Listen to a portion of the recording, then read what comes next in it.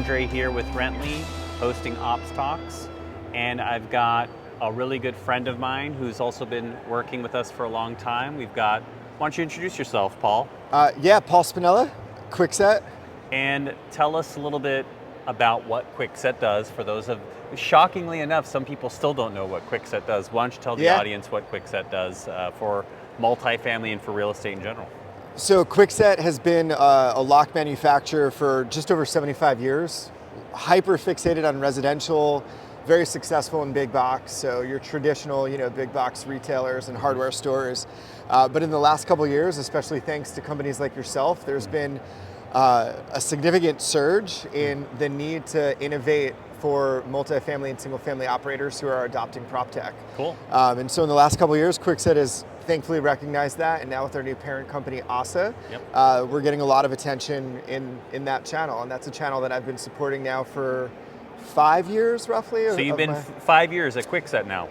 Almost 8 years this May. 8 years in May, congratulations. First couple years was a little traditional, security operator. Sure. And then just branched off into this channel. Awesome, and it's been a joy ever since. And this is your, how many OpTechs have you been to? This is my first OpTech. So I didn't believe that when you told me. I had to have you repeat it because you've been in the space for so long, and I can't believe this is your first OpTech. 15 years in this space, almost 8 with Kwikset, And so tell us a little bit about, it's your first OpTech. Is there a certain event or talk or anything that you're looking forward to, except of course getting interviewed at Ops Talks? Outside of that, I go home after this. You go home after this. You're done after this. So what else are you looking forward to at the show? Honestly, the whole thing. I'm going in eyes wide open.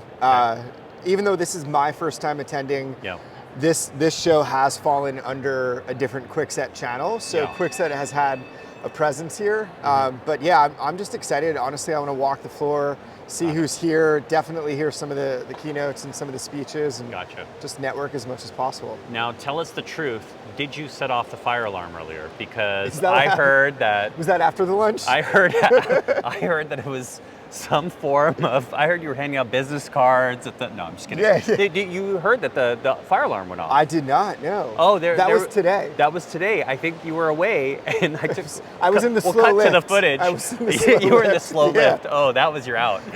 So there was fire alarms that got set off during the show. Everyone had to evacuate the whole show, like right as it started. Thousands of people just were evacuating. So anyway, you missed a little bit of a story, but it would have been great timing had I pulled up when that happened, though. I know. Good fanfare. Yeah, exactly. Hey, everyone, come visit Paul. So let me ask you a little bit about Kwikset and quite a big organization, right? Like how many employees does ASSA have now, and how many are under the Kwikset brand approximately? Gosh, that's a good question. I think we have 120,000 globally. Jeez, maybe a little bit more. Huge 120 to 140,000 globally, monstrous. And acquisition is one of their strategic initiatives for growth, right? So I feel like ASSA does acquisitions very, very well.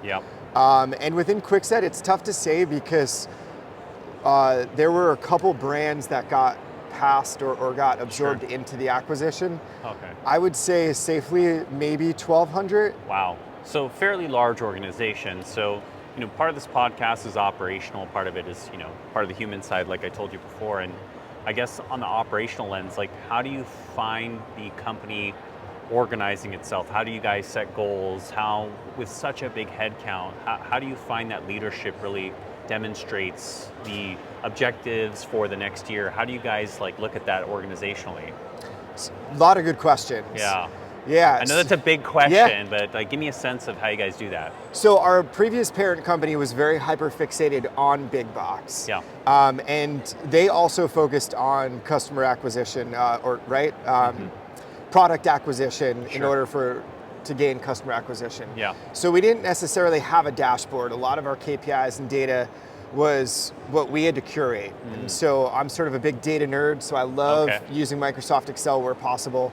ASSA is definitely bringing a lot more optics and insights into analyzing data. We're actually just in the middle, just at the early start of assessing NPS. NPS, Net Promoter Score. Yes, which is pretty big, right? So in terms of our data dashboards, we're still very green. Yeah. But I see that definitely changing with ASSA. Okay. We just went through a reorg because of the acquisition with ASSA. Gotcha. So I see a lot more intentionality with where we're placing layers of leadership, which I think is going to create a lot of efficiencies and have a lot less voices and touch points, so we could actually drive the market faster. Gotcha. One of the other things that I see happening, and this was true with Spectrum, but it's really sort of accelerated in the last 3 to 6 months, is cross-channel collaboration, especially when it comes to NPIs. So I was sharing a little bit at lunch, right? Hey, we've always been very resi focused. Yeah. We're launching Kwikset Unite, which is our multifamily hardware and software play, right? Cloud-based DAC solution. But we're also now talking intentionally and consistently on what else do we need to have a multifamily presence. So we're looking at interconnects, we're looking at levers. Yeah. A lot of that dialogue would have never existed 6 to 12 months ago, or I would have been the one beating that drum, which historically was the case. Yeah. So those are some of the positive changes I see, and I think it really creates a very vibrant future and a very hopeful future. How do you, when you come to a trade show like this, one of the things that I found, just for trade shows in general, is it took me a while to get into a cadence of structure so that I felt like I was accomplishing goals at these trade shows. And it took me a couple years where I was just almost over-analyzing what I should be doing at trade shows, and I sort of had to reprioritize and regroup of how I approach trade shows. When Paul goes to a trade show, as a vendor or, even an attendee, how do you structure your trade show attendance for maximal output? Do you have a rubric? Do you kind of have a methodology? Tell me a little bit how Paul approaches shows. Yeah. Or does he just go into the fray and just jump in a battle? It's a little bit of both, honestly. There is intentionality. Yeah. I had a really great coach once at a former employer who said that you have to be careful when assessing data because it could rob the human experience, and you could create analysis by paralysis by analysis, right? Yeah, I think that was my problem. Yeah. I'd read these, huge agendas, and I'd see the trade show booth, and it just shut me down almost. Yes. Yeah, you almost get too busy, right? And There is a difference between busyness and business. So I like to. Oh, I like that. Thanks. We're taking that one. Yeah, steal it. Yeah. And the difference is the why, right? So it's always important to. Oh, wow. So you always want to reassess the why. And the talk right there. Yeah. And that's really good. Yeah. I've never heard that. Yeah, actually, there's an article I wrote on my LinkedIn that talks about the difference between those two. But yeah, so I always like to ensure that I have my why really hyper-focused. And also a big part of that is simplicity, but strategy and being prepared is very imperative, right? Yeah. So I like to book my meetings in advance with enough advance notice, especially, right? Yeah. To just make sure that there is alignment, it's not a distraction, it's not a disservice. Yep. And also, we're blessed in this space, there's so much activity, right? Yeah. So if we can't connect at OpTech, I'll probably have an opportunity to see you again in 60 to 90 days at another show. Gotcha. So making sure that you're balancing that out, right? There's not too many touch points, there's just enough, but more importantly, it's enough based on the measure of where do you need me? So for me, it's all rooted in servant leadership and service, and then that becomes the priority of every trade show that I attend. Yeah. And then the gaps that get filled in, whether it's a breakfast meeting or a meeting in between breakfast and lunch, is a mix between what I want to attend, where I think I will gain competency. So, attending a keynote or a panel session that I think is going to add value that I could then bring back as a stakeholder for Kwikset. Or even walking the floor. I feel like a lot of times, especially when there's a booth presence, it's easy for us to get stuck behind the booth. Some of the best activity comes from just being an attendee. Oh yeah, we were talking about this. I tell people that come to trade shows, especially at our company, I say go in with 3 meetings already at your back. Yes. Don't just sit behind the booth and wait for things to happen. You Right. make them happen even if you're not at the booth. Because candidly, some of the best meetings I've had or some of the most impactful ones, a spark can start at the booth, but the fire burns at a dinner or after hours event or at something else that's going on outside. That's where you bond. That's where you mutually get into trouble, right? Yeah. And so, yeah. and honestly, that's how I built the best relationships over the years. So I always encourage people to have 3 meetings, right? Three key things that you're looking at accomplishing at that show with regards to either customers or vendor partners. Yeah. So You got the why ironed out. I got the why ironed Yeah. out. I will not lie though. I mean, with all what trade shows have done really well is the app experience has been Game incredible, changer, isn't it? Yeah. It's incredible, and also again comes back to analysis paralysis Yeah, because now I it's got a little my app, overwhelming and I'm like, sometimes. oh, do I open up my app or do I talk to someone? Right, yeah. So it's almost weird in the fact that you have to kind of balance the human element and the interaction versus the Yes. optimization and experience of, hey, let me look at the app and see what's happening. Yeah. It's a blend. It's an art. It is. Yeah. And you had mentioned the after hours. Yeah. So there's also 2 things, and you mentioned something at our lunch. There's 2 other things that I like to ensure, which Yeah. is there's enough downtime for me. Yeah. I like to try to get to the gym when I'm on the road. Uh-huh. And those are usually, it's easy for that to Oh. become a chaotic hour. Right. So I try to make those either before a dinner or in the morning, and then really make sure that my evenings are free for those random, Yep. hey, Andre, there's this after party that only 12 people know about, you should come. Where is it? Right, and yeah, and sometimes that also is where the best Yeah. opportunities lie. Yep. So having enough structure, but not have a rigid structure where Yeah. you can have some fluidity and flexibility. 100%. I actually, one of the questions, so, part of Ops Talks is operational, but also the human element, and you kind of trended towards a question we were going to ask is, how do you maintain that balance? Especially, I know you hit the road a lot, having to service such a huge client base. How do you find that you maintain it? One thing that you mentioned, which I try to do as well, is exercise, right? Yes. Making that a benchmark moment in the day so that, no matter how much I walk around that trade show, I always have some calories burned, and it sort of helps with the mental, the refresh helps me stay active, it helps me stay sharp. What are other things that you find help with your work-life balance, especially when you're on the road?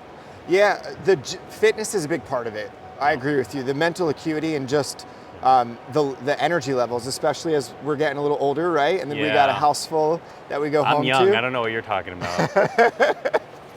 I'm the one who's getting older for sure, right. yes. Says the guy with the grayer hair. Yeah, well,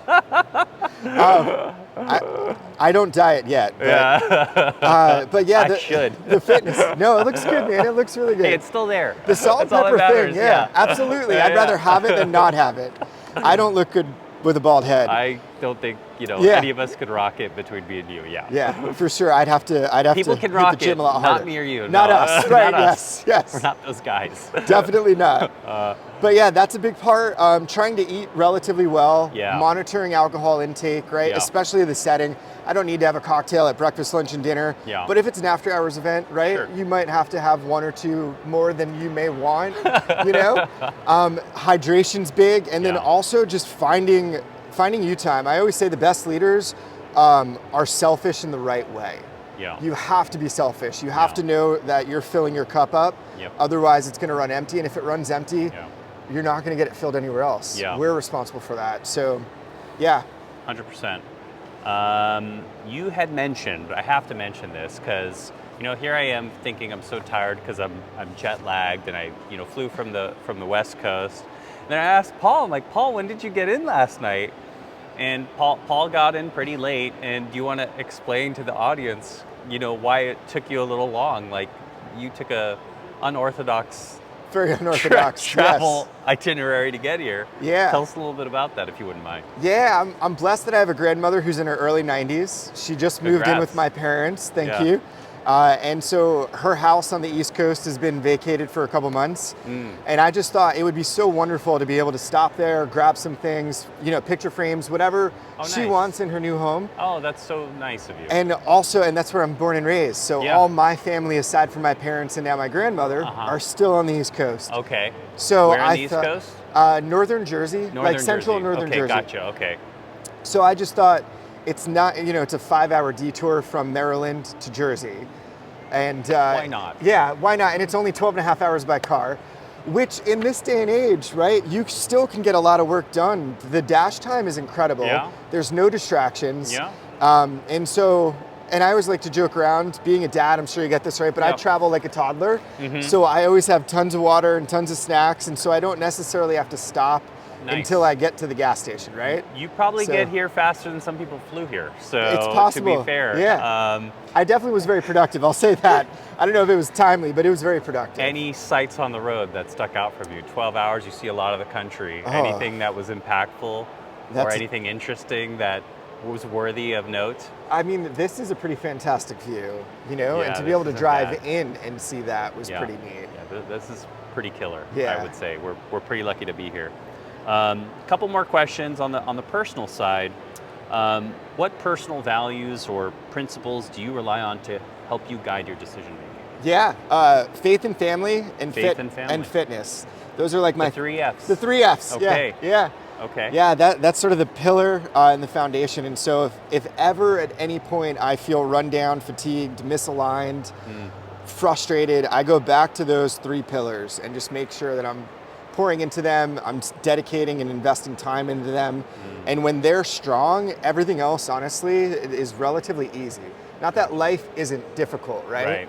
But like that's sort of my core. So if those foundational pillars are there, I know that I could go in and accomplish what I need to accomplish. Awesome. Last question for you, given that your company manufactures locks, obviously residents interact with them, you get a pretty good sense of, I think, especially now with you focusing on NPS, what residents like, feel. I guess, beyond locks, Yeah. all right? You don't have to pitch Kwikset, but what do you think truly makes, in your opinion, what do you think truly makes a multifamily community feel like home to its residents? Oh, that's a good question. Feel like home in the sense of, hey, how do they want to interact and experience, and what is that lifestyle? However you want to or- interpret the question. Yeah, that's a really good question. I would say the last couple of years, especially, right, we're seeing sort of a generational shift.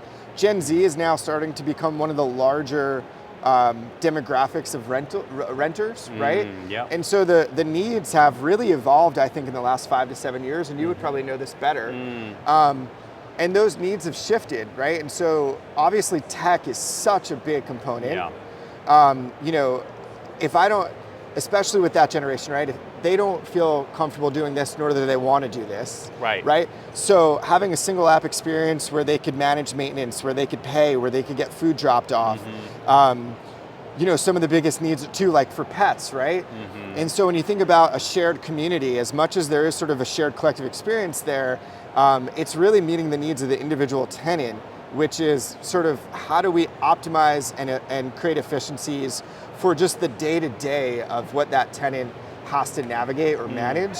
And the less touch points and the less interaction that tenant needs to have in order to accomplish those things, from my perspective, that's their new home. And there it is. Paul, anything you want to tell the audience about Kwikset, yourself, or sign off with? Yeah, just excited to be here. Thank you so much for this time. Thank you you to PropTech for picking such a wonderful venue. Excited to see the future of this space grow. Yeah. It's been a really fantastic couple years, and it's only upward from here. So Only going up, my brother. yeah, Thank you so much for being Thank on the you. podcast. We appreciate you, and that's Ops Talks. Later. Cheers.